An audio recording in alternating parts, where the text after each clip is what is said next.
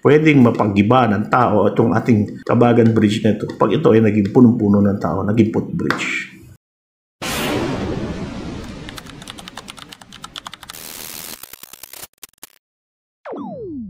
Maligayang pagbabalik.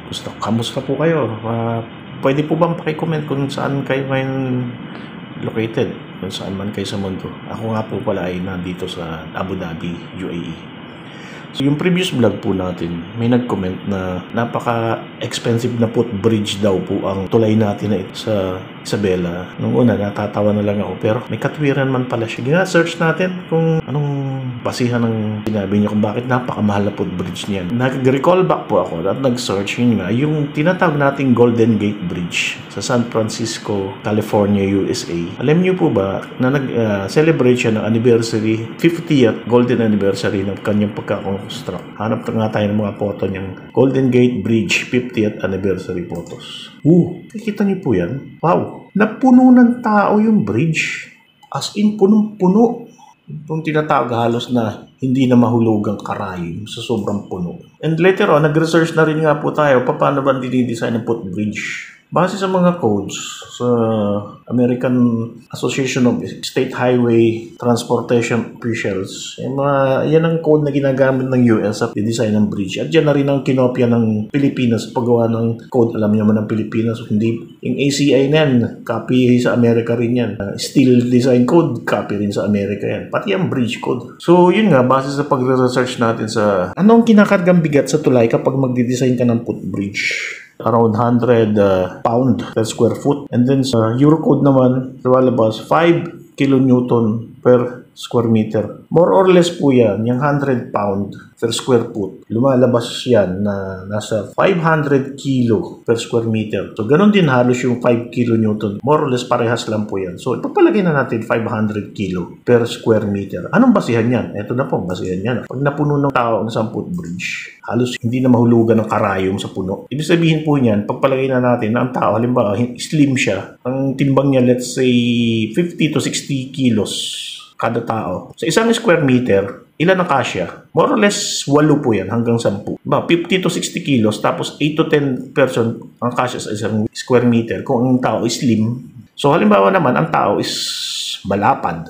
Siyempre, mabigat. Tumitimbang yan ng mga, let's say, 80 to 100 kilogram per tao. Ilan naman nakakasya square meter? Ilang tao? So, more or less, mga, let's say, 5 to 6. So, tama rin po. Tama yan. 500 kilogram per square meter. 100 kilos per square meter. Yan po ang design load ng footbridge. Bumalik nga ito sa ating tulay, itong ating Santa Maria Cabagan Arc Bridge. Bawat isang arc, may isang span po yan. Ang lapad ng tulay, from edge to edge, mula dito sa barrier hanggang barrier, let's say 9 meters po ang lapad. And then ang haba naman po niyan, let's say 65 meters. So kung kakargahan natin ng tao yan na punong-puno, kagaya ng nangyari nga sa San Francisco Golden Gate Bridge na punong-puno, gaano kabigat ang magiging karga niyan tulay na yan?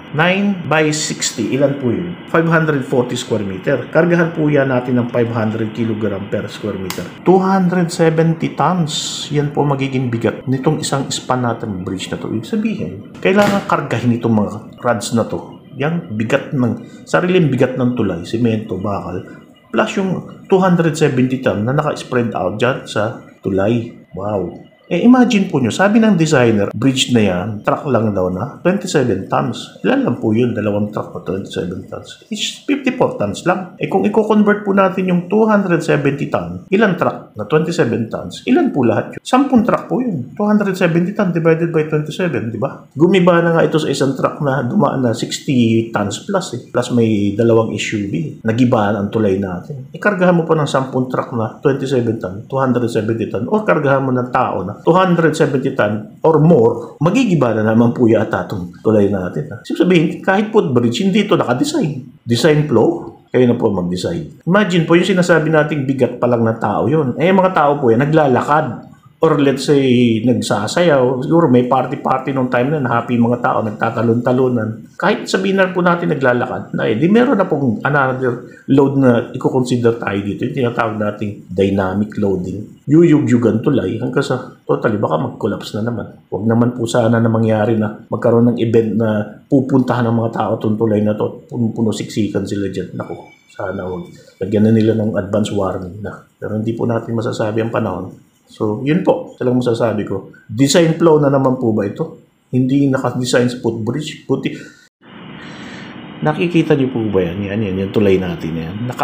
Naka-arco yung deck niya. Yung tinatawag na camber yan eh. Camber. Bakit? May purpose po yung camber na yan. But in case na yung tulay may overload, ma-full load or overload, magsasagman yan, halos maglilebelado lang yan, straight na yan, kasama po yan sa design. Pero talagang binabantayan ng mga engineer. Talaga pong sa sobrang bigat na karga ng tao, talaga pong nag-level out yan, lumundo, halos naging straight. Sabi nila, ang based from sa kanilang reading, ang height na ibinaba ng tulay nung nag-level siya ay more than 2 meter. Bubuti na lang, ginawa nila yan, naka-camber yan. Otherwise, kung talagang dinesign nila na flat at nagsag, ay, overstress ang tulay, gibayan. Maraming taong na-disgrasya kung nagkataon. Babalik po tayo dito sa ating tulay sa Isabela Bridge. So, balikan po natin ang Isabela Bridge. Makikita nyo ba? Wala po silang dinesign na camber dyan. Halos levelado lang yan. So, pag kinargahan natin ng tao na punong-puno, 500 kg per square meter.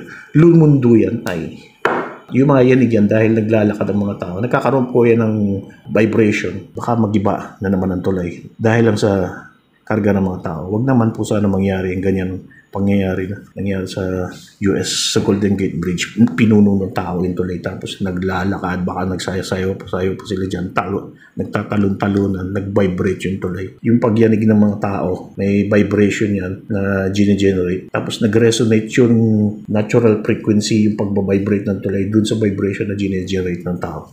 Another topic na naman po yun. Nangyari na po yan sa ibang tulay sa US. Sa hangin lang, nag-vibrate yung tulay, pumilipilipit hanggang sa collapse. Next time, di-discuss po natin.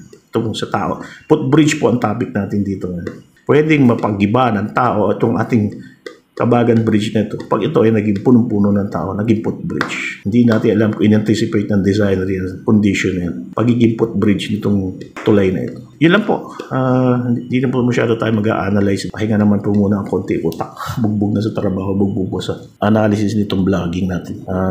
Yun lang po. Marami po salamat sa panonood muli at meron po papakita sa inyo sa next video. Sana po tapusin niyo panoorin. At comment naman po kayo dyan para malaman kung saan ang mga locations nyo ngayon. Maraming po salamat. Have a good day. God bless. Ay, ganda. Hinog na ang ating nanilaw na ang ating melon. Wow.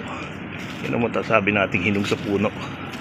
Yes, ganda. Firm na firm. Pwede nang pitasin. Kuha akong kutsilyo. Gusto kong biyakin to sa mismong vine habang nakabitin pa.